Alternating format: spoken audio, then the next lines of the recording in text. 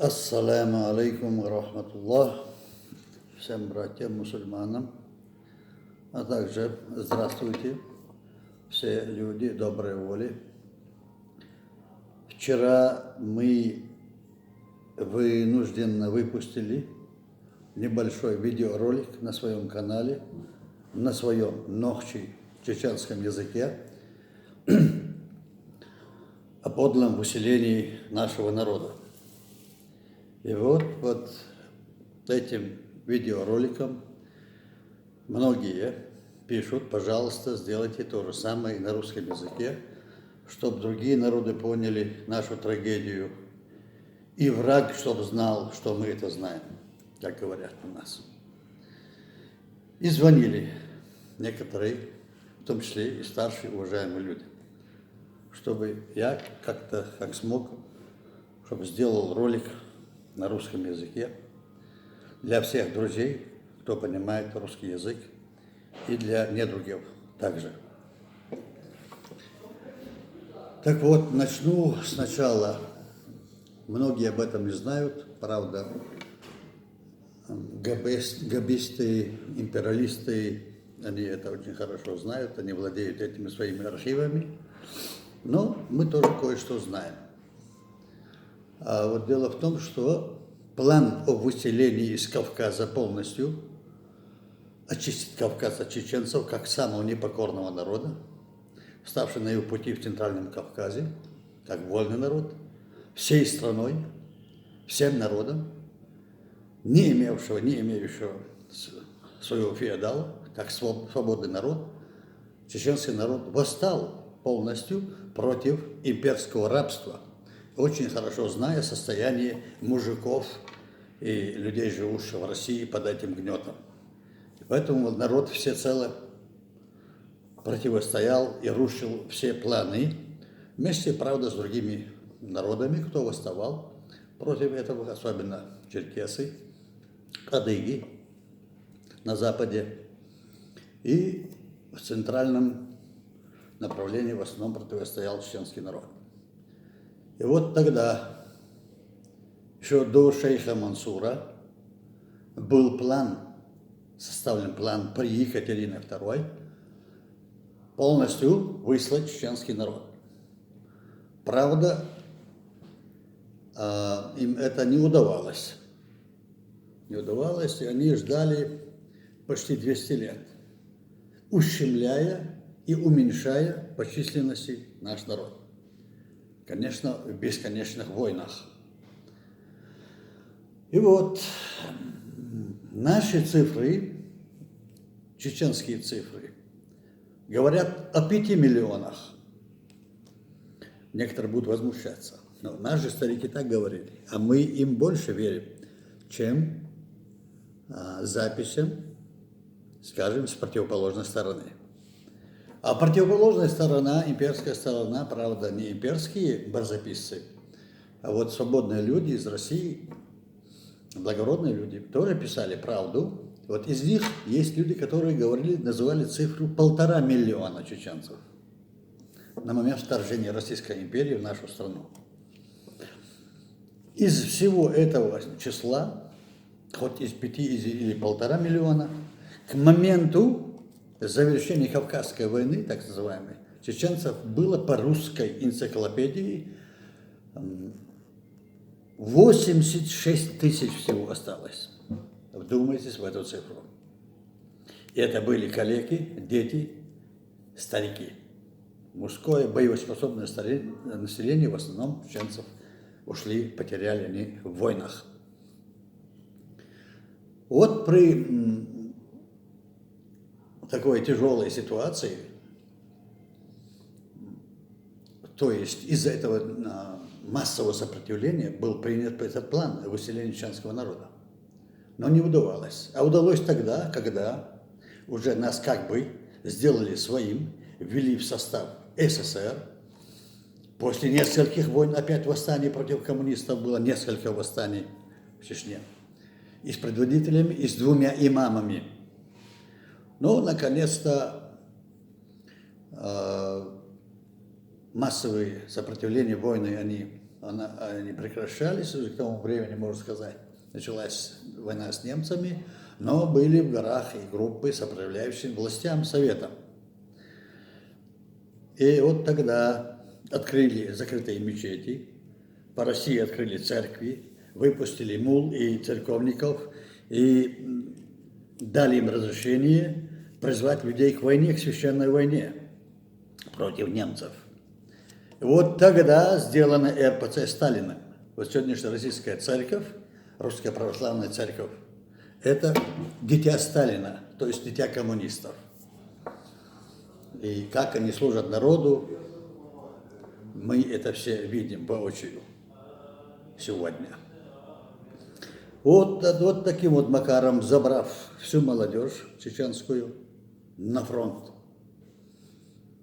то есть забрав все силы, обессилев народ, и тогда подло выселили чеченский народ. Как? Сначала загнали солдат, сказали, что они будут проходить обучение в горных местах, так как должны воевать в Альпах на западе. И вот так вот обманом чеченцы приютили этих солдат. Каждой семье по 5, 7, 8, 10 разместили, и наши матери, бабушки кормили их, этих детей, как своих. То есть у своих были, дети были на фронте. Они их кормили, этих солдат русских. Но они за эти 2 недели записывали, кто где живет, сколько хуторов, сколько имеет поголовье, кто чем занимается, сколько хозяйств, кто имеет. Все это они описали за эти 2 недели, живя у них, кушая все наше. И вот на завтра, в один день, 23 февраля, в самое лютое морозное время, самое холодное время, Чилла у нас называется, это сердце зимы. И выслали вчерашний сынок, которого кормила бабушка, он уже сегодня уложил бабушку, дедушку на пол. Мужчин задержали, заранее вызвали мужчин по центральным селам, клубам, сказали, что 23 февраля праздник, всех мужчин собирают. Вот как нас обманули. И они пошли 23 февраля, якобы день советской армии, и все мужчины пошли, как позвали всех. Их собрали в клубах, в площадках, где могли, и окружили пулеметами. Сказали, если вы не сядете на студебекеры, на эти американские машины большие, грузовые, и ваши семьи расстреляют. Расстреляют ваших семей вместе с вами, окруженные пулеметчиками. Вот так вот, взяв в заложники наши семьи, дети стариков, арестовав, подлым обманом арестовав мужчин, оставшихся стариков, а молодежь, вся сила наша на фронтах, 40-60 тысяч варьируется цифра, 40 и 60 тысяч на фронте от Чечено-Ингушетии бойцы. Вот так вот выслали, то есть отправили в путь. Кого? Кого могли депортировать? А кого не могли депортировать, их расстреливали, топили в озерах, топили в водах, бросали в ущелье, расстреливали. И сжигали, как мы знаем. Вот известный Хайбах. Говорят, там 726 человек всего сожгли. Это же неправда. Старики до сих пор, очевидцы, рассказывают, что эта ферма 12 метров в ширину и 80 метров в длину. Битком набитая эта ферма была. Сожгли там людей. Сожгли заживо. Даже были новорожденцы этого дня. Кто сжег? Что это за люди? Вот имперцы все, шовинисты, нацисты русские обвиняют, мол, это Сталин. Сталин был во главе вашей власти. А план был, ваш план, кремлевский план, петербургский план, 200-летней давности. Вот так вот загрузили в вагоны оставшихся, неспособных, больных расстреляли, сожгли, утопили в реках, в озерах тысячами, а остальных на вагоны. И в пути специально везли 3 недели, месяц везли, чтобы побольше умерло. А умерло, документы, вот наш историк недавно выкопал документы и рассказывает, что 240 тысяч в дороге умерло. А умерло специально везли долго, давали отравленную рыбу с водой. Есть документальное подтверждение. Специально травили, и люди умирали. Выкидывали прямо на снег, не давали хоронить даже под снег. А кто выскакивал за своим трупом, дедом, отцом, стариком, бабушкой, того тоже расстреливали на месте. Это был ужас. Это был земной ад, когда в дороге выселяли. А телячьи вагоны холодные, продуваются, все щели, никаких условий. Чеченцы очень высоконравственный народ. Не могли оправиться, естественно, не могли оправиться. Старики навешивали какой-то угол материалом чем-то, а молодежь не ходила туда, стесняясь. И мочевые пузыри взрывались у молодых. Много было таких случаев. То есть это был земной ад, действительно. Это представить невозможно. Половина, можно сказать, скосила по дороге. И оставшиеся выкинули в основном опять в снега. 2-3 метровые снега выкинули. Особенно в Северный Казахстан. Это же Сибирь, юг Сибири. Повезло тем, кто поюжнее, там, Алмата, немножко, небольшая часть Киргизии попала. Им повезло. Мои родные, родственники, например, попали в Северный Казахстан, холодный, и в Лениногорск, где было восстание чеченцев против вербованных, против этих бандитов, и вместе с властью, которые натравили этих вербованных бандитов, власти натравили на чеченцев, чтобы через них покорить и унизить чеченцев. Но не получилось, не вышло.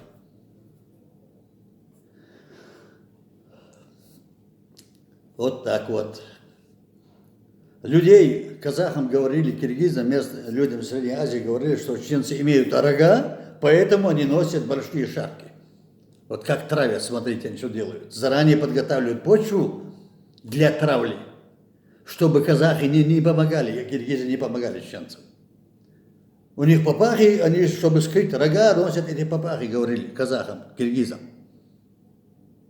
местным населению. А люди кидались, как это, шапку снимать. Хотели посмотреть, где эти рога, так называемые. А снять шапку по чеченским зрителям – это ответ кинжал. То есть непозволительно снимать шапку с человека. Это его честь. Зная это, специально травили. Это я, к примеру, рассказываю некоторые нюансы ужасные, чтобы вы как-то могли представить, что мы пережили, что мы перешли, чего мы прошли, через какой земной ад. И там уже в первые 2 года вымерло, если разделить на 4 части, 3-я часть вымерла, и только из 1 части мы выжили. Оставшаяся чеченского народа только 1 часть из 4 частей. Так говорили наши старцы. С голоду, с холоду.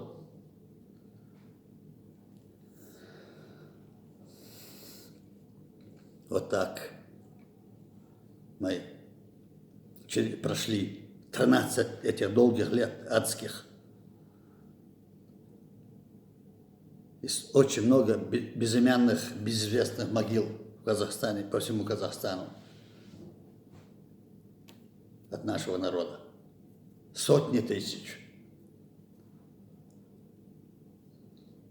Благодарим, конечно, местное население казахов, киргизов, да всем, кто помогал нам, потянул руку помощи, человеческую добрую душу. Мы им благодарны бесконечно. Пусть Аллах им воздаст добром в сотни раз, чем они помогли нашим предкам в те холодные, трудные дни и года. А когда через 13 лет мы возвращались домой на родину, в Грозном русские, да и другие вместе с ними, устроившись хорошо в жилищах чеченцев, устроили митинг бунт устроили, чтобы не давали нам разрешения вернуться домой. Как их людьми назвать? И это бунт подавляло, военные подавляли. Милиция не смогла из-за массовости выступления местных. Завезенное население выступило против, чтобы чеченцы не вернулись домой, обратно, вместе с ингушами. И дома свои не пускали.